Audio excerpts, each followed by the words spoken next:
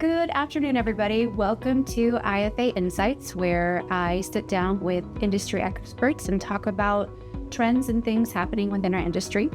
Today, we are very lucky to have our very own Chief Investment Officer, Jean-Paul Lagarde, and our Senior Portfolio Manager, Michael Thomas. They run a section of money for Advisor Resource Council, and they have a group called AIQ Asset Management. So thanks for being here. Let's just start with a little bit about your individual history within the business. So Michael, why don't you go first? Tell us a little bit about your work history and how you ended up with AIQ. Okay, yeah, I've been in the investment business for over 30 years now. Hard to believe, but and I've directly managed money for 25 of that, more than 25 of that. Primarily, my background's been pension funds and hedge funds, mutual funds, those kind of things, with a primary focus on fundamental research and meeting with companies and reading 10Ks and doing financial models, etc.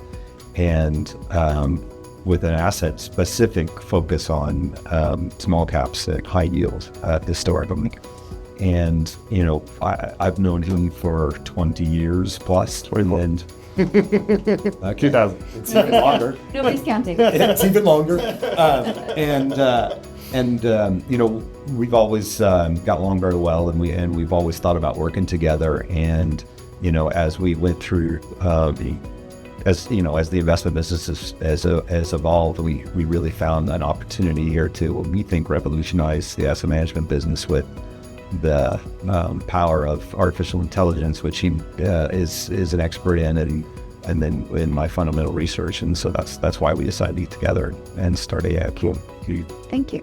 Jean-Paul, will you tell us a little bit about your background? Sure.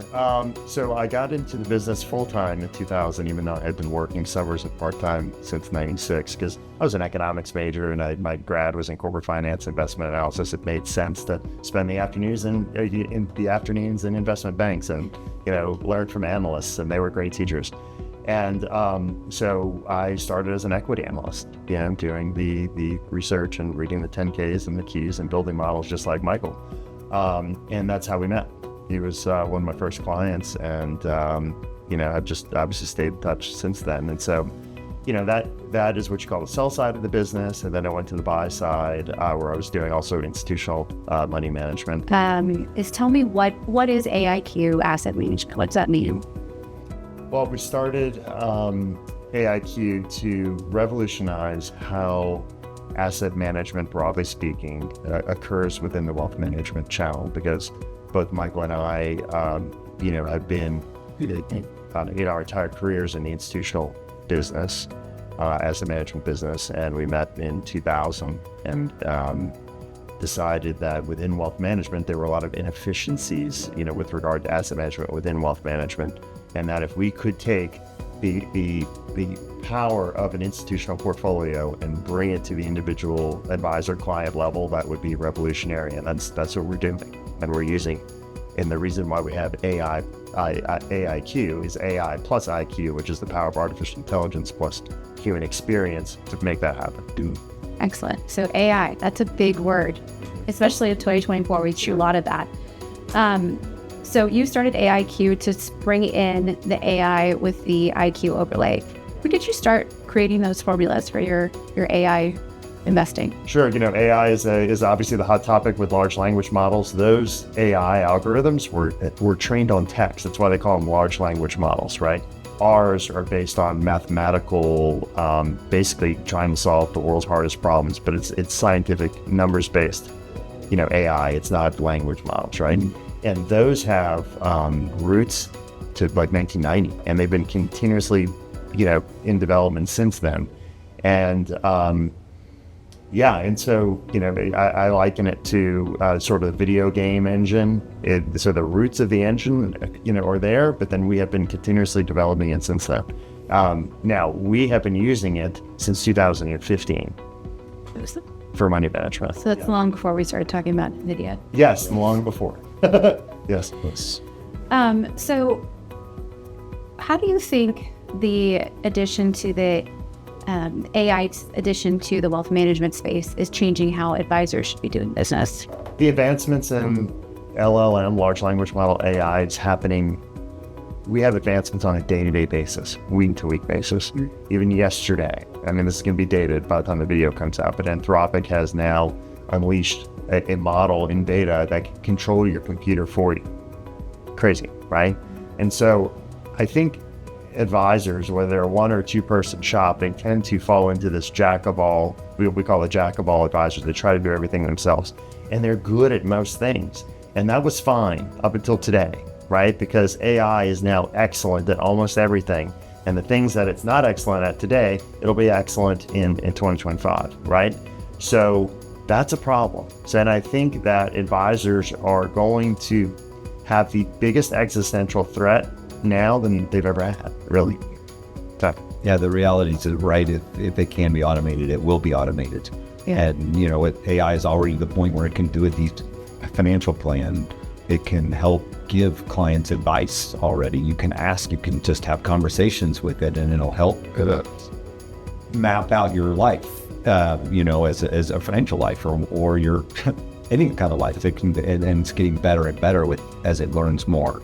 And so it becomes a situation where that's going to be competitive with the financial advisors. And so, there's a lot of things that AI can do to help their practices, but there's a lot of things that it's going to do to, possibly disrupt their practices. And so the key thing that we've realized is that, the one thing it can't do is it really can't know its client. It really can't ask the right questions. It can't really come up with creative solutions. It's just going to come up with the best solution. Right. And so the key, I think, for advisors is to really get out there and we call it superhumanized, right? The difference is human touch, human intellect, human intelligence. It's exactly what we use the human side of our investment process to oversee the AI, which scales beautifully and comes up with great answers. Yeah. But it is also there are checks and balances that the human side does. I think that the practices will need to do that as well. Yeah. So have you guys felt a disruption on the money management side as AIs become more and more used by other advisors? Yeah, go ahead. Yeah, I mean, honestly, I have a long career in the fundamental side. I'd read the 10Ks and meet with management teams and do all that. And, probably 10 years ago, we've been friends for a long time. And as he's doing more and more stuff with it, I'm talking to him about it. And starting in 2015, we're having conversations on how AI could enhance his fundamental, work. Right. And so, and I'm like, that stuff. But you started to see it in the market then. You started to see how those that were using it, the big hedge funds and the big money central banks, the people with real capital were putting it into that. And it was starting to affect the markets. And I was realizing that my job was going to get disrupted. Mm-hmm. And so that's when we really started having serious conversations and realizing the power of the combination of the two pieces, because there were things that the AI doesn't do well. Right? And so, we started planning well before we actually got together 4 years ago. We started talking about this, and we sat on a big whiteboard for a few days and just really kind of mapped this out. And it obviously has been evolving over the time, but it's important, and it's every day. I mean, you can ask any one of you can chat GPT, what's a good stock? Now it's going to give you kind of the standard answers. You're probably going to come up with NVIDIA, for instance, but it's there and already. Yeah, and the merging of AI plus IQ, as Michael's alluded to, has been a many-year process, and it's continuously, enhanced by the way we do things. It's continue to evolve as technology has changed as well. So it is. We like to say that it augments and scales human intellect. Nothing is run just by the AI. It just makes us more efficient at our jobs, and the advisors need to do the same thing with LLM AI, right? Large language models, to get them out of this notion that they have to be the jack of all advisor, because again, you cannot compete in that. You need to superhumanize yourself, meet with your clients, offload time-consuming repetitive tasks that AIs can do a way better job or we can manage money for the advisor or outsource it to AIQ or anyone else that is a capable outsourcing party. So they can be the best version of themselves on a human level. Yeah, absolutely. Yep. So as we look forward into the next year, do you guys foresee any big changes in the way you are doing business and managing money? How AIQ specifically? Mm-hmm. Yeah. I think we've been managing money for advisors on an institutional basis, but institutional quality asset management for advisors since 2015. We have spent years building the plumbing and the infrastructure to be able to scale, right? And so I would say in the last year and a half, we have also shifted focus to not only that, but to then think about all the things that we can do to help advisors in this situation, right? And then, even so, we were having a powwow in Denver where we all got together just a round robin about our business and the future, et cetera. And literally headlines were coming across Bloomberg that says, your next financial advisor is going to be an app on your phone. Yeah, interesting. And then we spend a lot of time watching the development of AI, and the storm clouds are on the horizon. You can be an ostrich and put your head in the sand if you want. I do not advise doing that, right? But use this stuff to empower you. Let it be, be an empowered empowered advisor. Because if you don't use it, it's going to be to your detriment. Yeah. And that's my whole point. We're trying to, we continue to evolution, not revolution, but evolution, the evolution of our investment process. And our AI is continuously learning as well. We're updating that, and we're updating the front end and the processes from the investment side, and the way our portfolios are built. But you're not going to see anything significantly different from the way we do the investment side. But I think that the part is we're going to bring more of the front house to help our advisors really know what's going on. We're going to try and eliminate some of the time that they spend prepping for their reviews.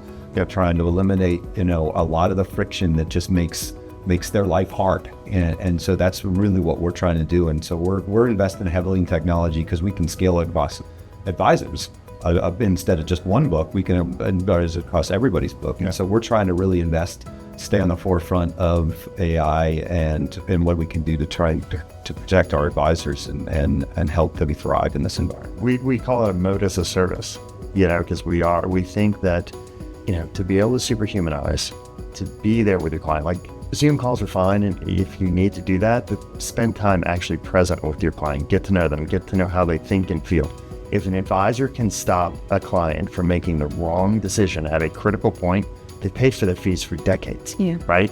So, and then people, money is a very emotional topic, right? We like to say, own emotional intelligence, live it, breathe it, own it. Is that your domain? I think advisors should really take chapters out of therapy textbooks and just be present, be human. I think AI is increasing its capabilities so quickly. We as humanity are going to have a hard time figuring out what's fake and what's real in the next year and a half. I've heard stories where CEOs are jumping on a Zoom call with the CFO, and it's a deep fake person that looks completely legitimate, and the CFO is wiring money out, and it was a scam. Right? It's terrible. So it's coming, and it's coming quick. Is there anything that you think outside of just really focusing on adding AI into practices that advisors should really be thinking about with these changes and superhumanizing? Can you give a little more meat on what does it mean to superhumanize? I talk to a lot of advisors, and because, when you manage money it's an honor and a privilege to manage for an advisor's client, being the book of business, right? And it's a responsibility that we take very seriously, right? And I have a lot of conversations with the advisors. And, I think if an advisor you cannot spend too much time figuring out and honing in on exactly what your value proposition is. Mm-hmm. It is all over the map. Yeah. And the key is this superhumanization part, right? Some people say, hey, I'm a great planner. I'm a cash flow planner. That's part of my process. Well, ChatGPT, Claude, they're all going to do your cash flow planning better than you're going to do it. So, or at least faster. And faster and cheaper. It might cost 2 cents, and I'm not lying, to do a financial plan. Or I do Monte Carlo simulations. By the way, ChatGPT can do Monte Carlo right now, right? And it's a perfect no, okay? But if an advisor can just, again, hone in specifically what that key thing is, and I think it's that bridge between a therapist, because you can't go to a therapist about money issues, right? And your advisor, most advisors are not very well trained on the other side. If you can kind of meet in the middle right there, I think that would be incredibly powerful. Yeah, the relationships seem to be so important. Yes. Yeah, I mean, the AI can give you a plan, but it can't help you stick with it. Yeah. Yes. Right. And I think that's where the financial advisor starts to the planning oriented financial advisor can really start to do it, and highest and best use of what we're always focused on, within AIQ. But we think advisors need to do that too. And they need to be honest with themselves on where their highest and best use is. I mean, it may be, really keep them on their plan, or I may be doing whatever it is, tax planning or whatever it is that they do best. But that's where they really going to need to focus and again, be out in front of your clients, because AI can't be in front of your clients and they can't understand the real hardship that your client's going through, right? And the emotional piece of money and their finances. And so that's where you're going to set yourself aside, because the reality is, a lot of people think also that, the older generation's not going to use it. They're not going to trust it. That may be true, but the reality is it's going to be forced on us by our companies, by everything, and they're going to get more comfortable using it because they're going to have to. Yeah. And the younger generation, the children of your clients, they're already there. They do fintech banking already on their phone. They don't talk to anybody. Right. What's going to happen when that money moves generations? You need to be there for them. You need to be there for, you got to understand where the money's going, and they're going to be very comfortable to pay less and give it to a computer. So you need to show them, and you need to get the parents to understand that not, to educate their children, this is not where you want to be. You need that help. And so that, make sure that your business setup is, there's some longevity to it. It's been a very disrupting couple of years. I mean, if we think about just to 2020, none of our older clients would have ever had a Zoom meeting. Right. Mid 2020, almost all of them were doing it. I think we'll see that pick up with AI too, where it's like, yeah, sure, everybody's a little afraid now. And now that I didn't think AI was going to be commonplace in terms of parlance, people talking about it on the street until Apple introduced it to the world. Apple's now introducing it to the world. People are now like, okay, this is the moment, right? And, as people lean on AI for a diverse, and I think Michael was hinting at this, and people are asking ChatGPT for just general life advice right now. What's the big leap between that and what do I do with my money? You know what I mean? Seriously, right? I saw somebody that was trying to do a therapy session on it. Yeah, I've heard of this happening as well. Yeah. And we don't recommend that. But you can actually even speak to it now, right? The enhanced voice it'll talk back to you, and it becomes a friend. Yeah. And it's dangerous in a lot of ways, right? But it's gonna be difficult to. Yeah. And you can also have it with, and NVIDIA's done a lot of work on this, but where you have a very human-looking, call it an avatar, right? But it's the ChatGPT or equivalent, right? And it is a human face and body and expression, great expressions, and it's all a chatbot. And you can jump on a Zoom call and have an interview with you. Yeah. And the reality, very knowledgeable. It's gonna we don't even know. We have no idea what's coming next, right? Because it hasn't been thought of yet. But think about how the internet developed, right? When the first internet stuff, you could buy stuff, at Amazon or whatever. Wow, that was exciting. But now think about everything that's done on a browser that 20 years ago didn't exist. Yeah. What if it's the bookstore moment of Amazon, right? And it's now what it is today. I mean, we can talk about it for hours. Yeah, we could. No, I can definitely talk about this. We do. But I think we should stop here. Yeah. Maybe we'll do a follow-up on Yeah, I this. would love to. Yeah. But thank you so much for your time today. Thank you. Appreciate it. Yeah, thank you. And for those of you out there, if you enjoyed our conversation today, please like and subscribe our channels. Thank you.